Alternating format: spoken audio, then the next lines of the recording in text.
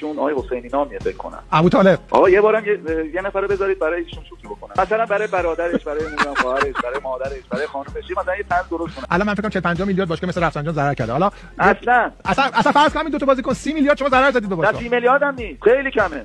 آقا قراردادشون بعد دارم 15 12 27 میلیارد باشه. الو. جان.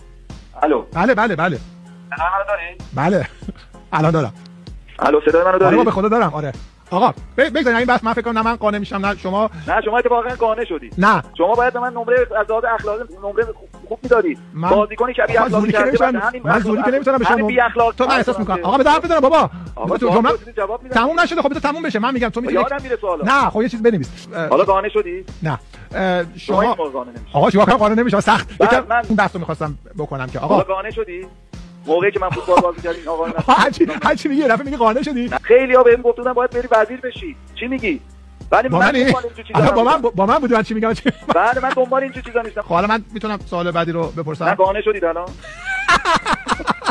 بزرگترین اشتباه زندگیمون که مدیر عامل شد. ایول آخش یه چیز الان قانع شدی؟ نه خدای قانع شدی. ولی تو الان قانع شدی؟ بابا خیلی آره باشه پدر من در آوردی بی خیال.